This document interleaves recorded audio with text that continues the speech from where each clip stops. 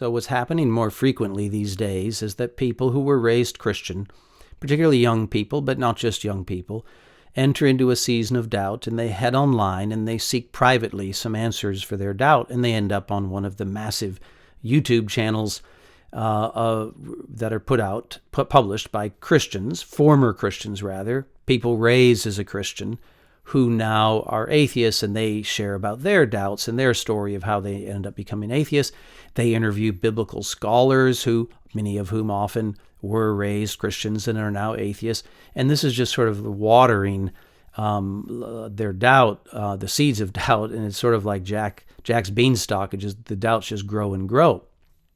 Now, this particular video was an interview with Dr. Bart Ehrman, who is one such former Christian, raised a Christian, now an atheist.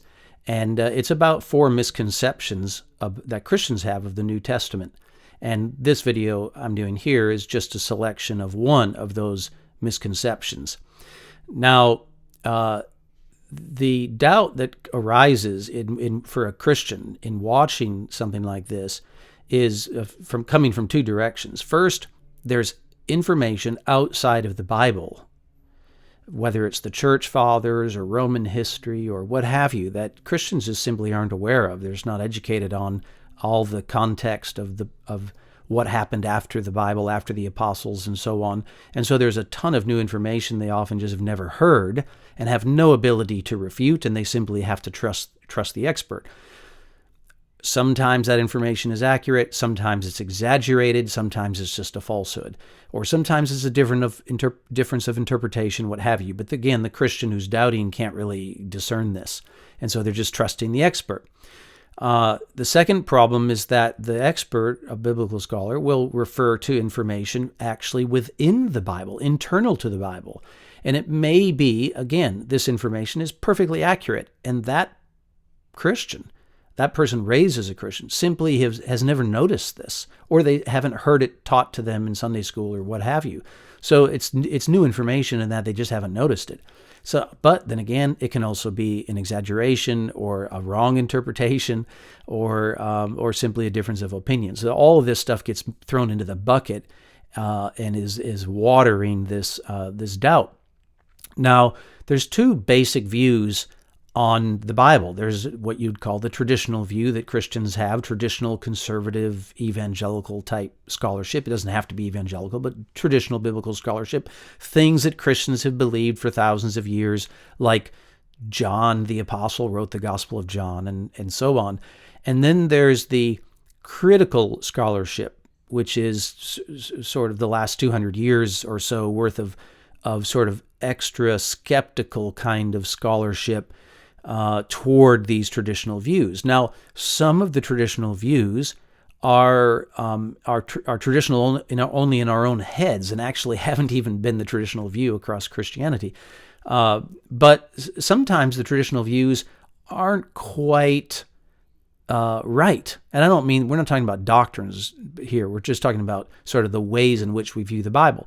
And then some of the critical views are definitely not right. So trying to sort through this can be very challenging. So you only have 2 options. One is you can just educate yourself more, both on the Bible, which is definitely a route you should follow, internally, just reading the Bible and taking it more seriously, what it actually says.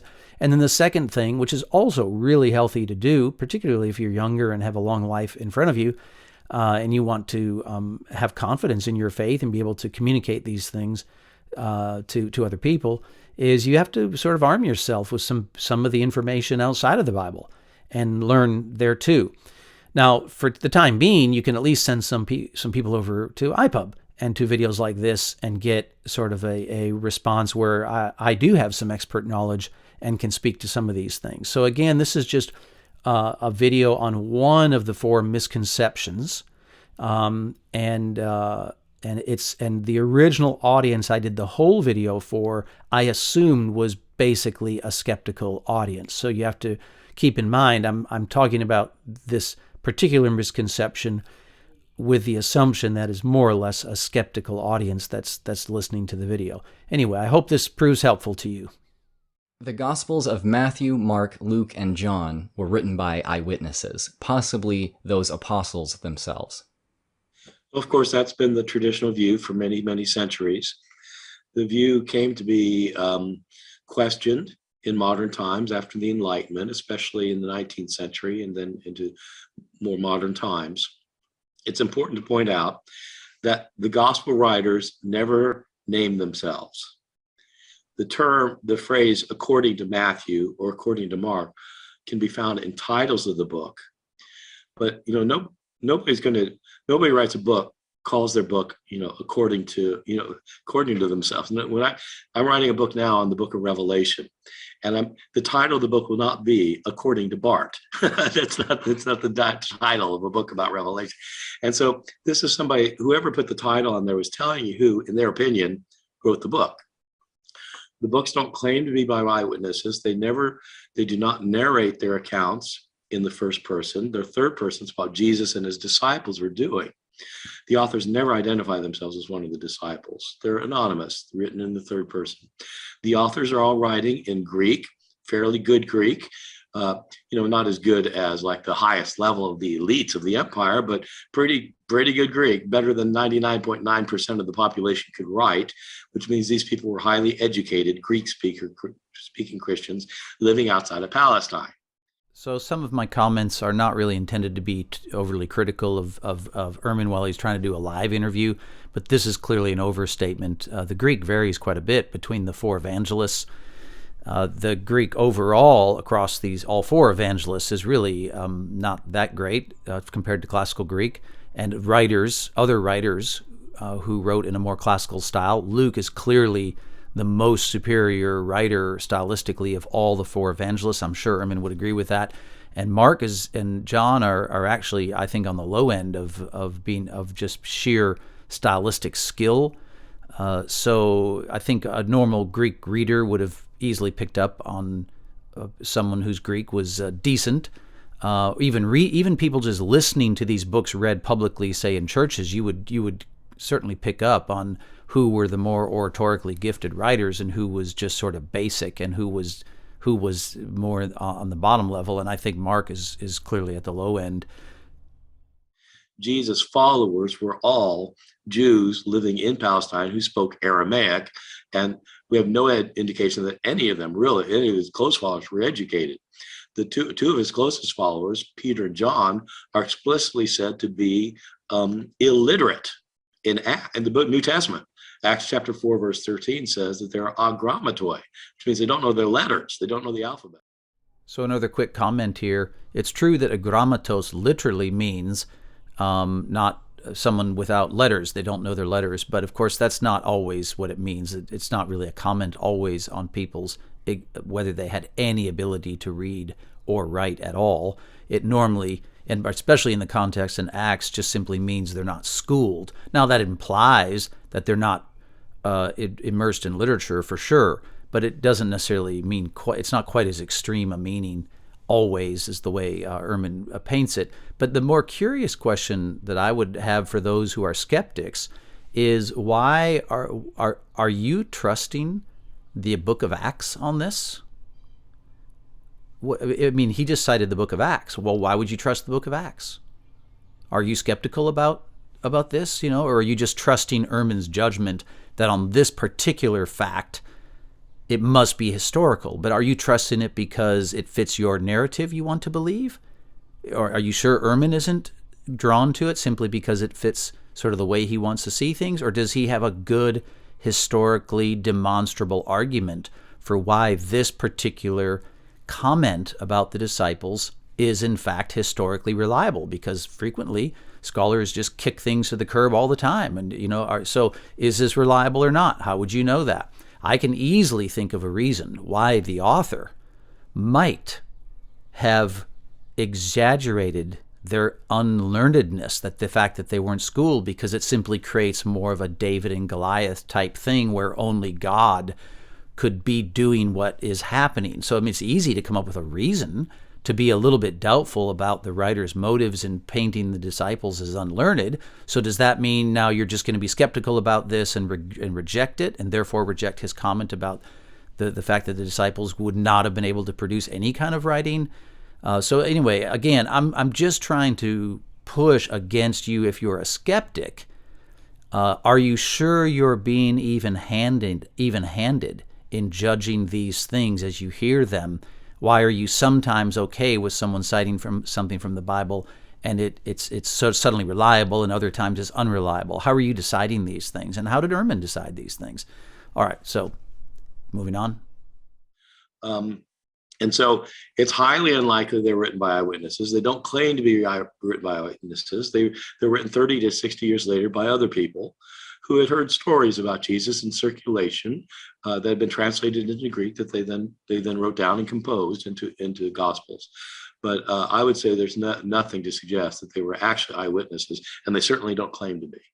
Okay, so we see why Ehrman wanted to emphasize so much that the apostles couldn't, really didn't even know their alphabet or anything. I just think that's too extreme. I mean, it's certainly probable that they knew some basic things when they were young. They might have been able to read in very elementary ways, and maybe even to write their name and things like this. We have hundreds of letters from Roman soldiers across the Roman Empire who could write letters just fine, write personal letters. So I mean, it just seems kind of way too extreme to make it seem as though they knew nothing. I do think he's right that one would generally say a typical fisherman is not going to be able to write these Gospels. I think that's true. But whether across their entire life they never learned to write, I mean, we just have no idea. There were plenty of people that wanted to teach Greek for money in the ancient world, and the apostles certainly would have been motivated, some of them, to want to learn to write, since their entire life charges they interpreted from Jesus was to spread this message. So I just think it's too strong. It's not that it's irrelevant, but it's just too strong or too extreme to make it seem as if it was just not possible ever. And by the way, that only really in the end applies to Matthew and John anyway. The other writers were not these apostles anyway. Now he says they don't name themselves, and he makes puts a lot of emphasis on this. He usually says just flatly they're anonymous. The Gospels are anonymous. The names of the writers don't occur in there, and also that they're not identified as eyewitnesses. So I think there's obviously some truth to this, but there's definitely some real extreme stuff here that it's way over the top in some of the things he says. And then there's one really big thing, which I think is just flatly wrong. Is a gospel anonymous? Well, I mean, if all you mean by that is someone's name's included, the writer's name, then in 3 of them, there's no disputing that the name does not occur. It's not quite certain that the name of the writer of the Gospel of John, however, does not occur, because there's a reference to the sons of Zebedee toward the end of the book, where authors tend to sign off, and it's certainly if you conclude for a number of other reasons that John, the son of Zebedee, is the author of the book, then I think you would say that his name is included in the book, because son of Zebedee is sort of like your last name, and you couldn't quite say that the name isn't in the book. But it certainly is true of Matthew, Mark, and Luke. But really, the biggest issue with anonymity, or not including the name, is simply, well, let me just put it this way. There's a lot of ways for an author in an ancient book to identify themselves. They could identify themselves with what they call an inscriptio, a subscriptio, a superscriptio, a fly leaf. You could attach your name to other parts of the manuscript in a variety of ways, and your name would not be in the actual text of the narrative. And of course, all of our copies of the Gospels, the earliest copies, all the copies, they have the names of the authors attached to them. So it's possible that goes back to some of them to their first publishing. We just don't know. We have no example anyway. There's no evidence that they were circulating without a name, although I think there's some plausible reasons to think at least the first one may not have had, had the title according to, that's for reasons Ehrman sort of pointed out. He's not quite right when he says that that you can't say the title of these books is, quote, according to, end quote, which is what you see in some of the manuscripts. I mean, the earliest manuscripts, the earliest ones now, the title is The Gospel According to Mark or John, or, well, in this case it'd be John and Matthew, the 2 earliest ones. and then also Luke. So the gospel according to is not the same as according to. It's the gospel. And if Mark was written first, as most people think, then it could be that the title of his book was taken from his first words, which are "This is the gospel," or the beginning of the gospel. So it could be that that's simply where the title came from. But anyway, again, the real issue with names not appearing isn't whether the names appear. That has nothing to do with sort of anonymity and so on. The real issue is the author's identity suppressed, or is it assumed to be known by the readers? That's really the question. And then did it come to be known by readers?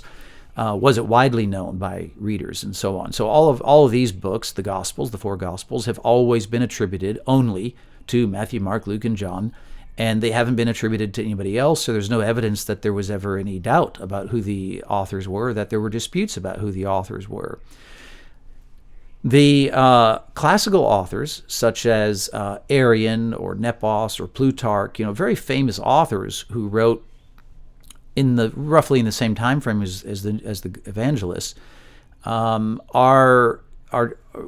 don't have their names in their books. And yet in the classical world, in my world, there's no major controversies or disputes or skepticism that Arian wrote the history of the Alexandrian campaigns and Anabasis, even though his name isn't in the book. Or Nepos wrote the biography of Atticus.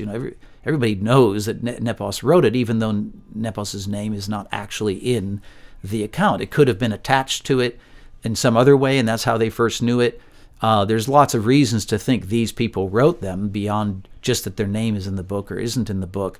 So I just think he's making, maybe in the biblical world, that's, I guess to me, that's sort of overthinking it. The real question is, is it clear that, for example, in Luke, let's just take Luke. Luke writes to a person, Theophilus, and he speaks in the first person. So obviously Theophilus knew who he was. His reader knew who he was.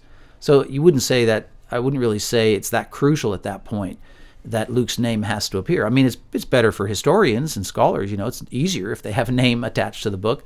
But it's not necessary, and there were many, many great works that we know today. We have confidence today who the authors are, even if their name doesn't appear in the work. So let's just go through them one by one. I mean, Mark and Luke are obviously not apostles, and the very fact that they're not apostles is probably because they wrote the books. Because if they were just trying to attribute the source of these stories to someone, they certainly could have aimed higher than Mark and Luke. If they were just making it up, they could easily have aimed for Peter or Paul or something whom these disciples were associated with. So I think it's more likely than not that Mark and Luke wrote these works. Now, Luke himself states clearly that he was not an eyewitness to these events. So the Christians shouldn't be claiming that. If they are, they're just not reading their own books. He says he did his own research and consulted eyewitnesses, and this is the account, from the eyewitnesses, but it's not, he himself is not an eyewitness. Now, as to Mark, I don't think there's anything to suggest Mark's an eyewitness. I agree with Ehrman about this too. But we do have a church father, Papias, who wrote probably, according to Eusebius, he wrote probably between 100 and 110. I don't think it makes sense to put him too much before or too much after in terms of his fleuruit when he was flourishing and writing. And Papias knew disciples of Jesus, these elders. There were a couple still alive. And of course, he knew other people who knew disciples.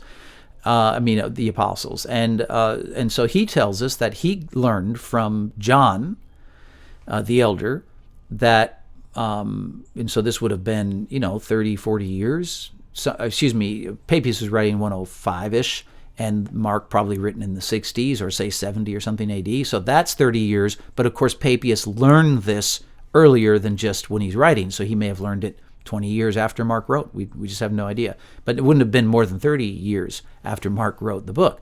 And John, whom he knew, is saying that Mark was an interpreter for the Apostle Peter. He had to interpret for him because Mark knew Greek well enough and Peter didn't, and so Mark could interpret from him, and obviously heard these stories about Jesus hundreds of times, and it's Mark who compiled the Gospel of Mark. That's from Papias. I see no reason to doubt that myself. Others want to see more skepticism about that, but I mean, those are some basic facts about when Papias was writing, and you can judge for yourself what you think of that by just looking up some works on Papias. When it comes to Matthew, Papias says that Matthew wrote an account in Hebrew, and that other people translated his work into Greek. And Matthew, definitely our Gospel of Matthew, though it's in Greek, is certainly not, doesn't give any indication that it's a translation from Hebrew. So what connects Matthew's writing in Hebrew? I don't really seriously doubt that Matthew wrote something in Hebrew. He was a tax collector, certainly could have written something and maybe improved his writing, who knows. But I don't see any serious reason to doubt that, but we don't have that Hebrew account.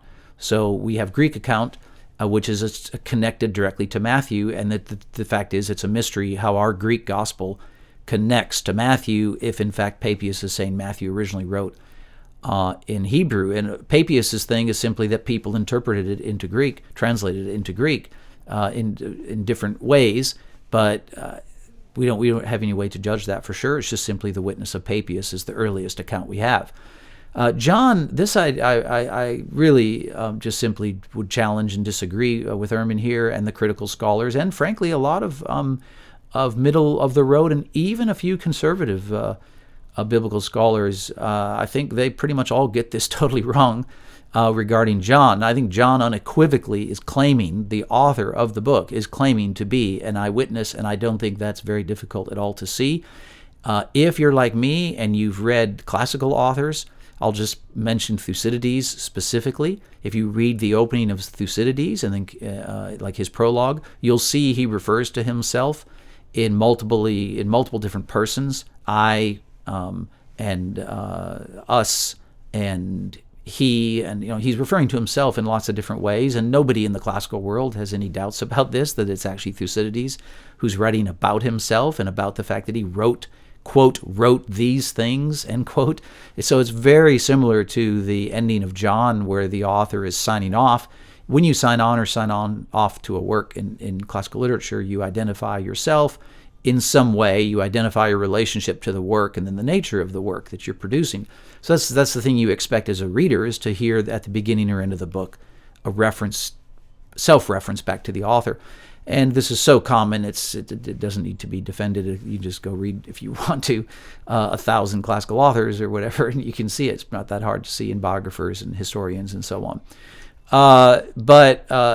So what happens at the end of John is in the modern era, no one thought like this in the ancient world. All the earliest fathers who comment on John, nobody read John this way, okay? But in the modern world, people have decided that toward the end of the book, the author is differentiating himself from the beloved disciple, even though it says the beloved disciple wrote, quote, these things, end quote, almost the exact same expression in Thucydides, where Thucydides is referring to himself in the third person as having written his book. So I just find this pretty just an indication of Bible scholars doing Bible and not having spent more time in the classical world before they got to the Bible. I did a whole video, it's an hour and a half long, on this, on the authorship of John. You can find it at the iPUB YouTube channel if you want to follow the more extended arguments for why I think this view is truly just sort of nonsense. But it is common, and Ehrman is representing that view, I think, well. So anyway, my challenge there is just simply that he's wrong, that John doesn't claim to be an eyewitness. He does, and that doesn't mean you can't still be skeptical about the account. You could be a skeptic, and you could say, well, yeah, this person claims to be an eyewitness, but were they an eyewitness? And then if they were an eyewitness, is their account reliable? That's yet another question. So it's not as though just acknowledging here that there's the writer is claiming to be an eyewitness just immediately means Christians are right about everything. It doesn't mean that. And if you're a Christian, you should know that it doesn't just mean that, therefore, the account is, in fact, account of an eyewitness. It could be pseudepigraphical, or it could just be a wildly embellished account by an original disciple. So it's not like the work of skepticism sort of ends just because of that. And you can watch that longer video to see my critique of the view more extended. Again, it's at the iPUB .org or at the iPUB YouTube channel.